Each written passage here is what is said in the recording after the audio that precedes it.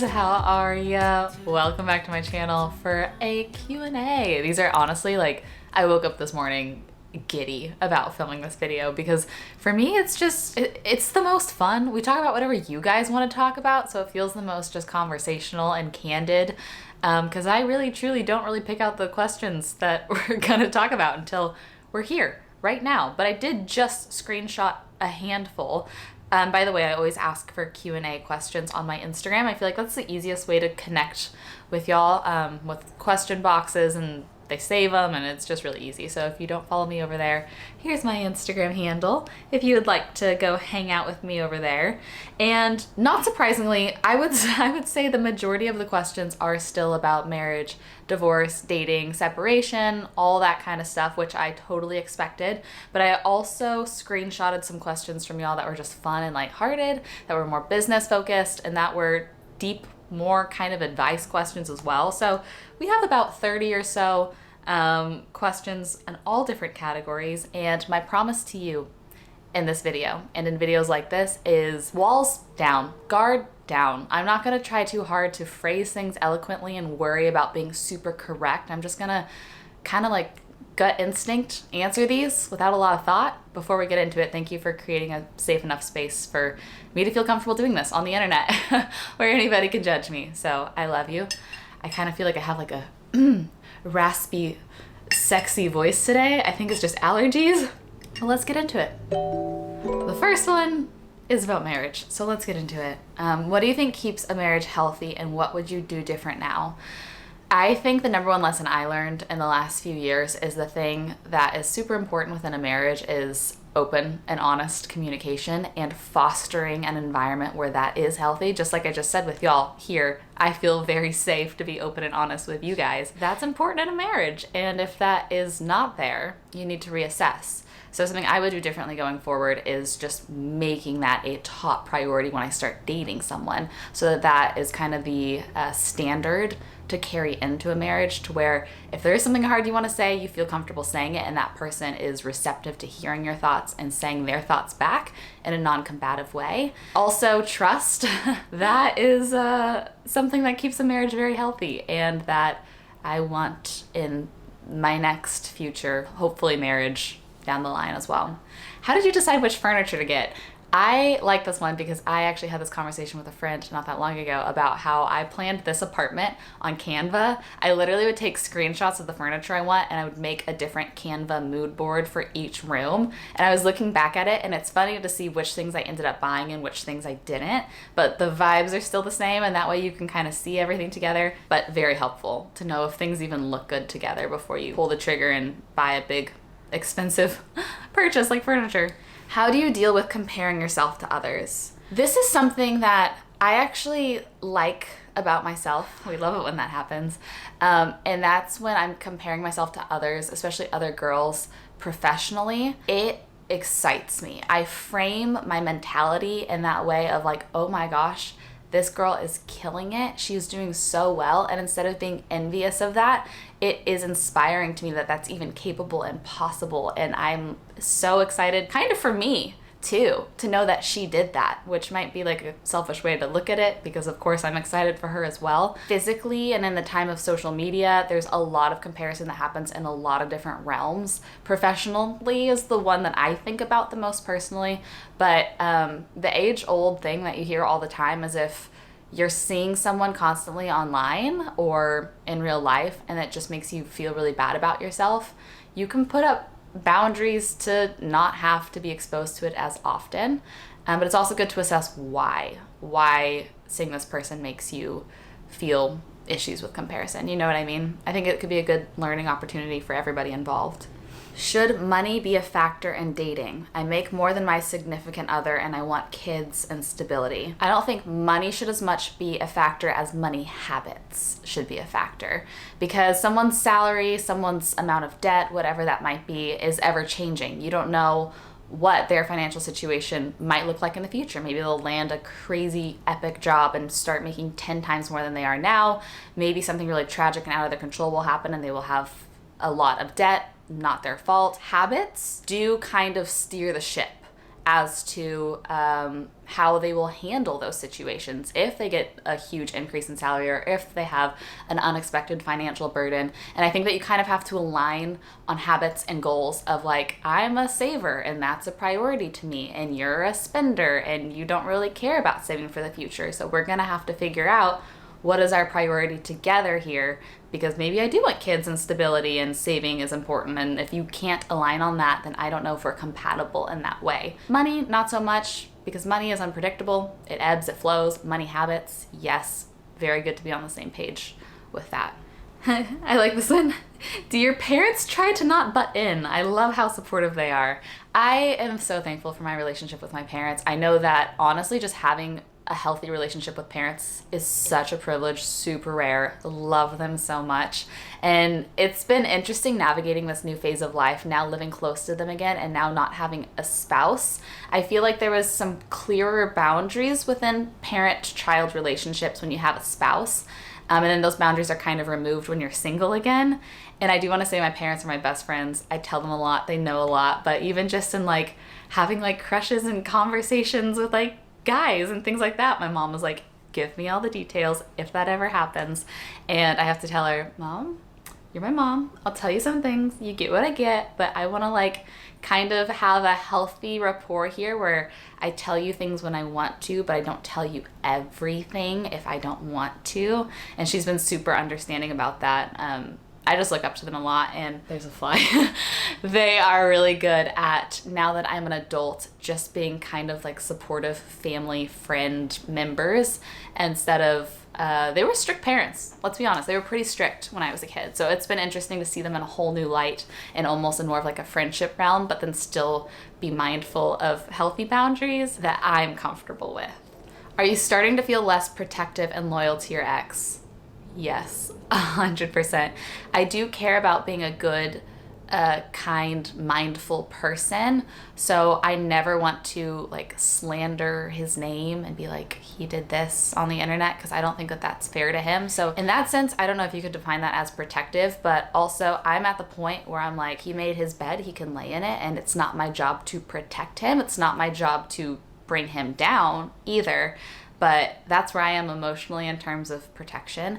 And in terms of loyalty, that was something I really struggled to break at first. But I was very intentional and mindful about it. Had some different card chats about this in vlogs and about that kind of process of breaking loyalty to someone that you're no longer loyal to and that is no longer loyal to you.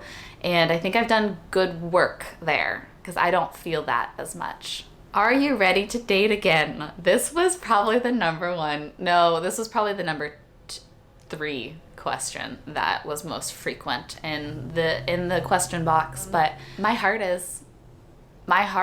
is open to it for sure. I'm not going to rush anything or force anything or seek out even anything, but I do feel like my heart is in a place where I'm like, it sounds fun. It doesn't have to be so serious. It could be. It doesn't have to be. And I think it's been enough time in healing to where I'm not in a unhealthy place. I feel like my heart has done a lot of healing to where it would not be a reckless decision to just get to know somebody, you know? So that's my answer. Fave things about Austin. Oh, Austin. It's a small city.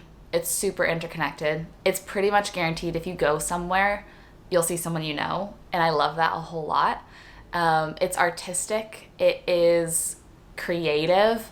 It's much more open-minded than a lot of the other places I've lived in Texas. It's much more accepting to different cultures and communities and ways of life, and that's something very important to me. It is not as diverse as LA, which was something I loved about LA, but compared to the rest of Texas, there's just more cultures and types of people, and I think that that's important to be around. It's cheap compared to LA. It's expensive for Texas, but you save a lot of money. And that's actually another question I think I screenshotted later, so we'll get to that. Okay, here's an interesting business question. And I'll kind of spill the tea a little bit on how sponsorships sometimes work. But someone said, I love your CosBox videos. Are you allowed to say why you aren't working with them anymore?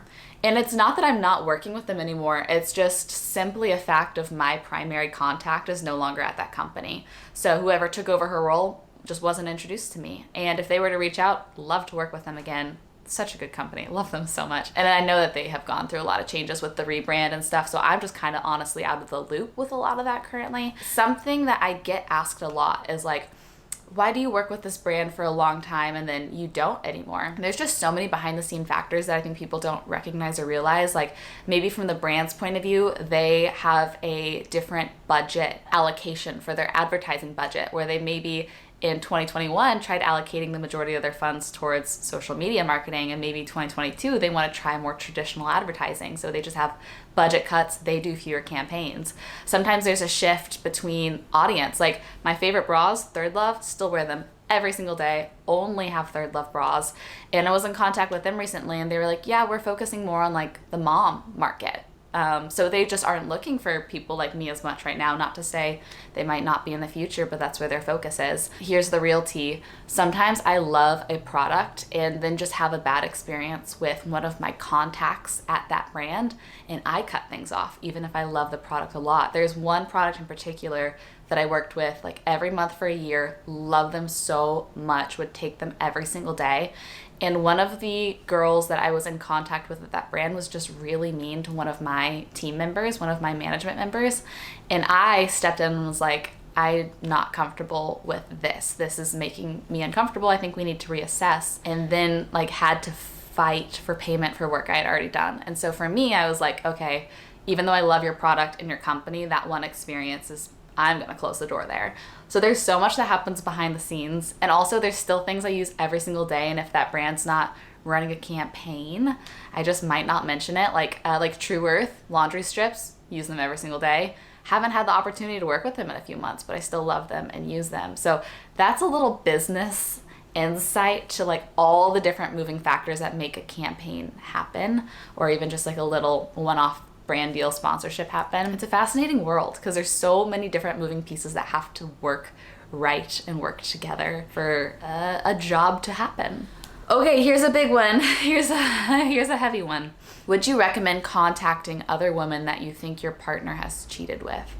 I would say if you think the other women are genuinely unaware, maybe.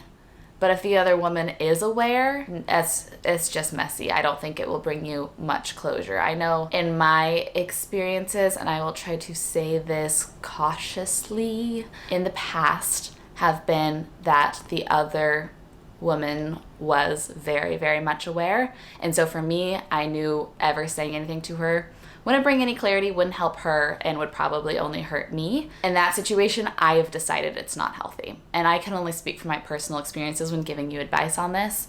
But if you think perhaps another girl is being manipulated, and especially if things are physical or intimate, I feel like there's just kind of you want to be fully aware of the person that you're being intimate with, full situation for safety reasons or whatever. And so in that way, there could be good, healthy reasons to reach out to them. But it's a tricky situation. Not fun, not good, tricky situation. Did I give any helpful advice there? I don't know. Okay, something light. How are your piercings healing? You want to get pierced more? I am shocked at how well these have healed. I bled a little bit the first day, and that's been it. And they don't hurt at all. They feel pretty healed. I'm probably 6 weeks post piercing at this point, so I'm almost to the point where I can switch out jewelry if I want. I love it. I do want to go back to studs. Kayleese went to go get a studs piercing with my code when she was visiting me. Today that I'm filming this, my friend Michelle Reed is at studs getting a piercing. It's just like, I'm like telling everybody, if you get a piercing, go to studs. I'll look back up what my code is in case y'all are interested, and I'll put it down. I think it saves you $10, but I've been shocked, and yes, I do want to get more. Where do you want to travel next? Well, in a couple days, I'm taking a very little spontaneous trip to San Diego. And then in April, I have my solo trip. I haven't told anyone where I'm going yet. Should I share? I think it's safe and fine to share because I'm going to like big places. I'm going to Boston, and then I'm going to go all around Maine as a solo trip. And I do want to explore more cities in the US because those are fun and easy and quick and don't require a lot of planning. But then I am going to Greece with my family in August as well. I'm so excited. This is my probably number one goal for 2022 and for this like phase of life that I'm in right now, of being able to take my job with me wherever I go and not having Max is the only responsibility I have. And that is to travel. And I just want to really dive into that this next year. And I hope y'all are cool if I bring the vlog along. That would be awesome for me. We'll get there when we get there.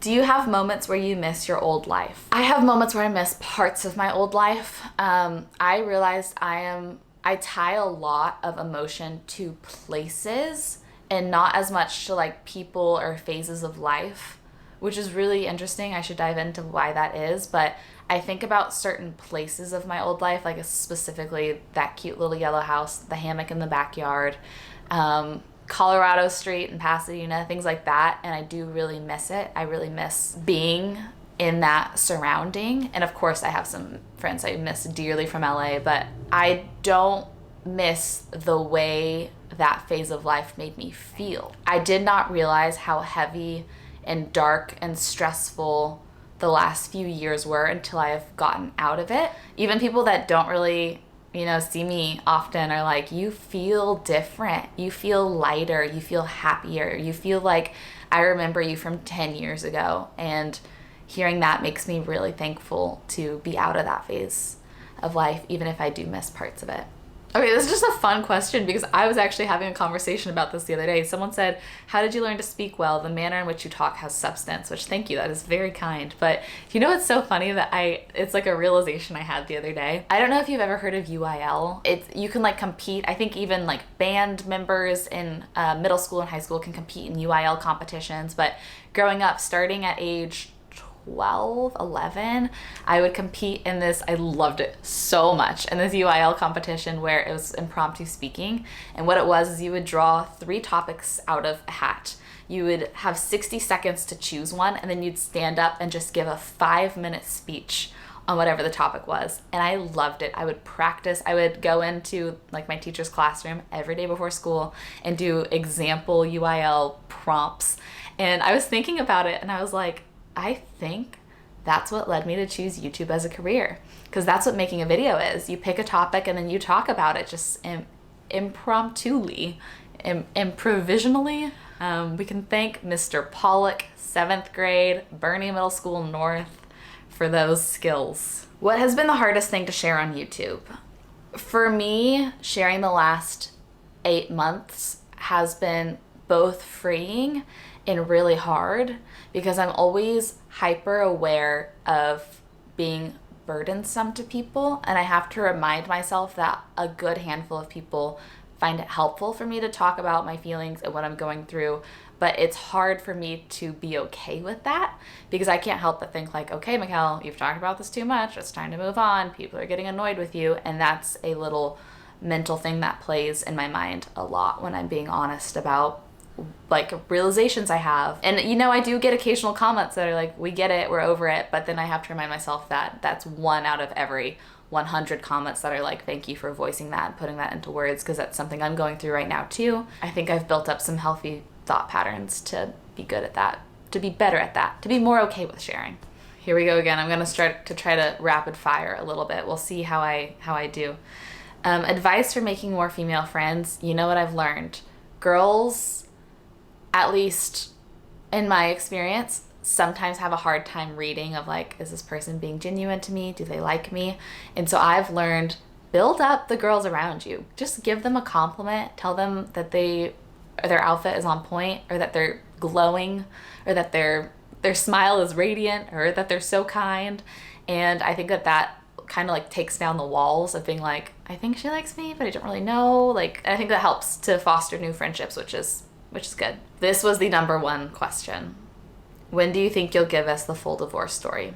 If I do, I don't know. That's the thing that I am weeks out from all the legal stuff being finished, finalized, done. And I definitely don't want to share too much before then. And I am still really struggling with what is my story to tell. And that's like something I've talked about in the past, because I don't want to slander anybody's name and I don't want to drag them through the mud. It's not fair to them, but I do want to try to be honest about my experiences to help people. And it's just this line that I haven't found it yet. I do feel like I've been more and more comfortable opening up about details over the last however many months, and because of that, a lot of people have been able to put the gist of it together. But I know that details are helpful if someone's going through something similar. So I'm not putting pressure on myself to figure that out yet. It just doesn't feel right yet. And it might one day or it might never. We're gonna rapid fire for sure now. Are you ready? Let's go. When you're feeling down, how do you keep motivation up? I do two things. I'm very spatially aware, and so if I pick up my surroundings, I will normally feel a lot more motivated.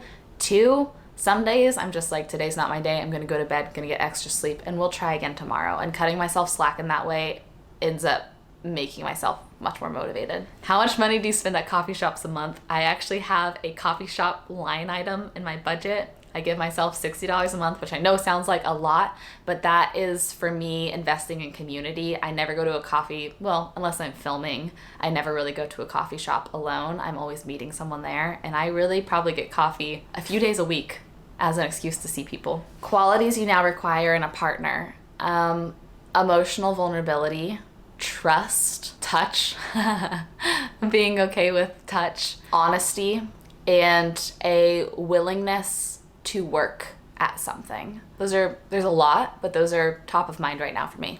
There's two kind of similar questions back to back. Do you think your ex looks at your videos? I honestly don't think very often, unless there might be something that he knows I might be talking about him in. But I frankly don't think he really cares. And I'm okay, I would prefer it that way. And then, do you still follow your ex? I do not. I unfollowed a couple weeks ago, and it feels great. Good move. I do want to clear this up. Someone said, did Kayleese and her husband know the full story of your divorce? In a past video, you said some close friends knew. I said, I think it was in a different Q&A that I was, or was it my life lessons learned? I had mentioned that I had some friends that knew some sketchy things happening within my marriage when I was married and did not confront anybody about it, and that I was very hurt by that. It was not Jeremy and Kayleese. I love them dearly. It was honestly two guys that you guys don't know. I just want to clear Kayleese and Jeremy's names because that was not them, and I am honestly still kind of hurt by that situation and don't really talk to them anymore. But it's important for me to make sure y'all know Kayleese did nothing. She's great. What's your fave thing you're doing for Mick-Elle right now? Letting loose and not trying so hard. For future Mick-Elle, I said. What's the fave thing you're doing for future Mick-Elle right now? And it's been really nice to just kind of live life and not be so stressed and tense all the time. It's been healthy for me physically, and I'm doing that for my future self, and I like it a lot. Do you believe in manifestation? Interesting question. I believe in prayer for sure, but I actually think about the concept of manifestation a lot. And I think when you manifest something, you're actually just naming an intention and a goal, which leads you to make specific steps towards it. So I think that there is some truth to being like, I want this to happen, and then it happens, but it might be you're clearly defining goals and you're working towards them, and then you get there, which is super cool. I totally respect if you believe in manifestation as a singular concept. I don't know a lot about this world or life, but I was thinking about that the other day of like, it's cool to say like I want this to happen, because that's like step one to making something happen. Do you have any filler or plastic surgery besides your nose? No, I don't. Would not be opposed to maybe one day doing a little Botox. I feel like I'm years away from that, but I've only ever gotten my nose done. I have a lot of people say, look at that girl. That's why you don't get lip filler. Look at how lopsided her lips are. And I'm like, God made these lips. God made them a little lopsided. I like them. I like my lopsided lips. How to identify if a relationship has some toxicity. I would say if you're not comfortable talking about some things, that could be an identifier that there might be some unhealth going on. Kind of back to the very first question that we talked about. Are you happy? Do you still miss your ex? This is a 2-for-1 question. I am happy. I am. There's still some really hard, hurtful things, but I would say the majority of the time I am happy. And I can genuinely say I do not miss my ex. I do miss being a wife sometimes. I love that role. It was very fulfilling, but I do not miss my ex as a person and as a partner. And I don't know if that's terrible to say out loud, but like I said, these videos, I'm just saying things. And last but not least, let's end on a interesting question. What is the cost of living in Texas versus LA? Austin is significantly more expensive than other Texas cities. I would say you can guarantee it being like 60% of the cost. Like gas, eating out. My rent is about exactly 60% of my rent in LA, in a much better location, much nicer building. So I would say 60% cheaper. in Texas, but also no state income tax, and that ends up saving me quite a bit.